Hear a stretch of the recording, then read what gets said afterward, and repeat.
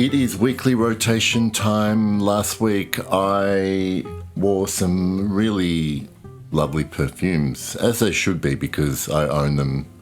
A couple I've tested for a little while, so I'm not sure how I feel about them. I'm going to get straight into it. I don't know if there's a theme from this week. I guess I wore a few musks, so to speak. Let's start with Monday. And I started the morning, early day, with the magnificent Epic Woman by Amouage. I've mentioned this before. This is just a really magnificent incense rose perfume, very spicy in the opening, wonderful peppery incense that it starts with and then develops into this kind of light pink rose that sort of slithers its way around your skin all day until you decide to wash it off.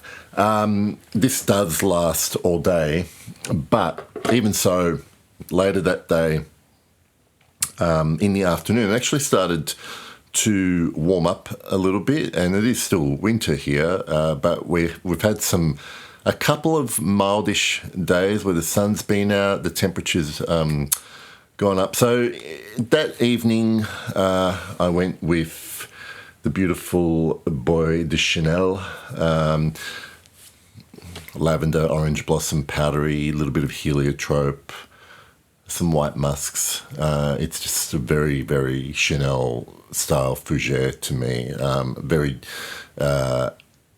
sort of genteel fougere, if you like. There's nothing brash or overly masculine about it, but I just really, really love it. Moving on to Tuesday, some dark perfumes. I don't know why I was in this mood on Tuesday, but one of my very favourite tobacco, probably my favourite tobacco-based perfume. This is Fumerie Turque from Serge Lutens. Let's have a sniff. Honey tobacco. So a couple of honey perfumes as well this week. Oh. All right, I'll leave it there before I get carried away and forget what I'm going to talk about. But that was the morning. Tuesday afternoon, I wore something that I don't get to wear very much. And yes, I am sort of hoarding this one a little bit, only because when I got it, there wasn't much in there to start with. So I want to, sort of make the most of Magie Noire by Lancôme. This beautiful, I think, maybe from the 80s EDT.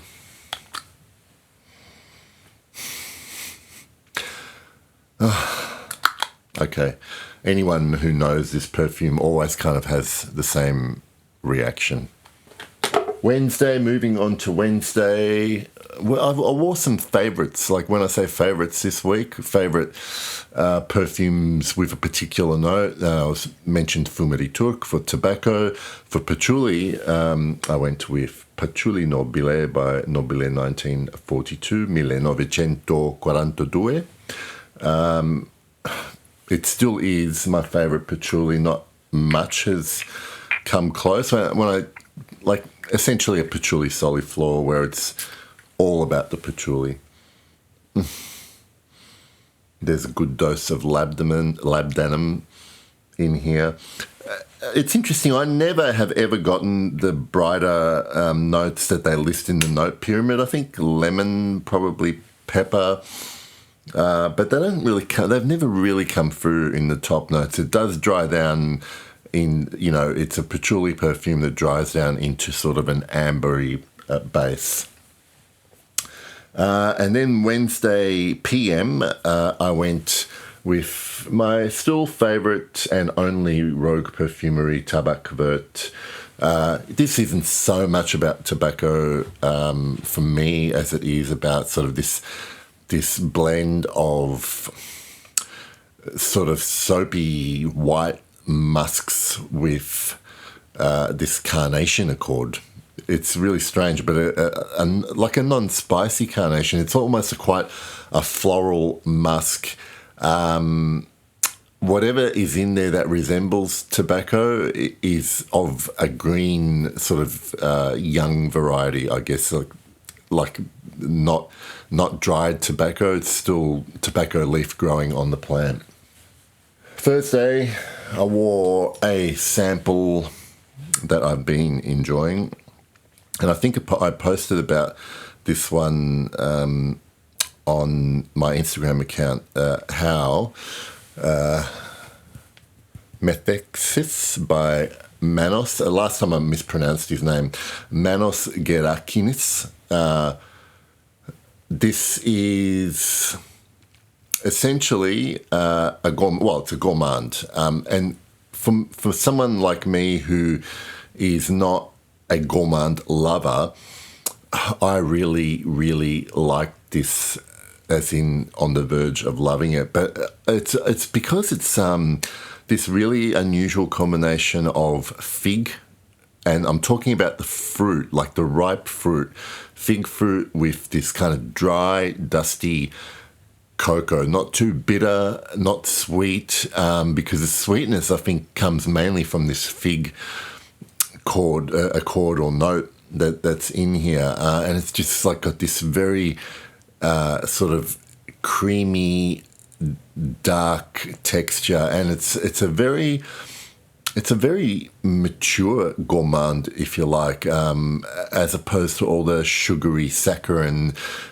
dessert-like gourmands that are very popular. This is really refined and adult. Then I went with an old favourite, Declaration by Cartier, still the original EDT, still... look, I have not tried any of the flankers of this Declaration line.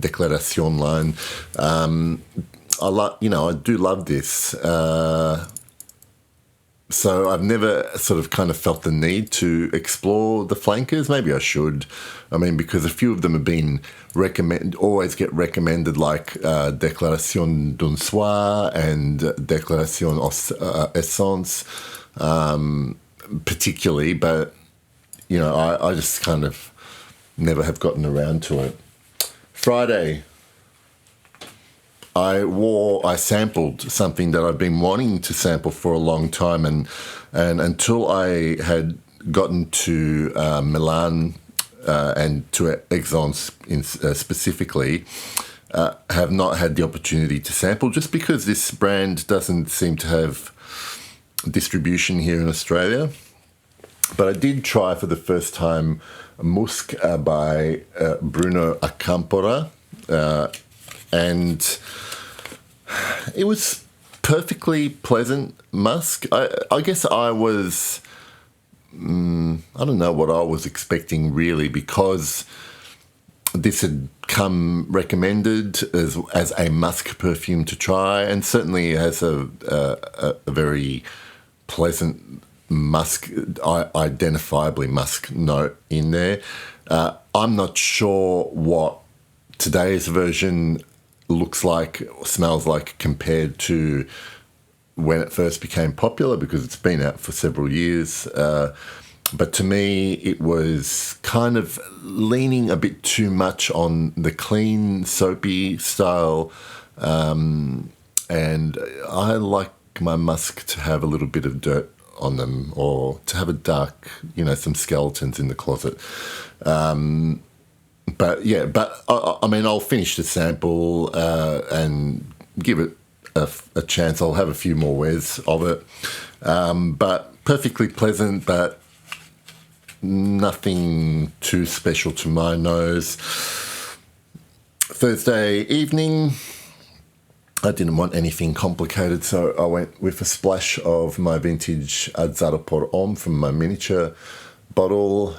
Look, splash-ons are funny, just as a side note, in that I have no idea how much I'm splashing onto my hand and putting on my skin compared to when I'm spraying. I mean, like sprays you can count, whatever I'm splashing into my hand. But I can tell you that, you know, you can see how big this bottle is. I've worn this maybe 3 times, and that's how much I've taken out of the bottle. So I don't even know if I'm putting enough on or I'm putting too much on. Either way, I enjoy Zaro Prom. Yesterday, Saturday, New York Intense. As you can see, this bottle is nearing its end, and I do actually have a bit more of this in a decant. So I'll be wearing this for a bit more to come. However, I was thinking yesterday that, you know, given that it is close to the end, I guess I was contemplating whether I would repurchase another bottle of New York Intense, and I sort of came to the conclusion that I probably wouldn't, as much as I enjoy it. It's very rarely that I've sort of rated it in my, you know, top sort of, you know, tier of my wardrobe.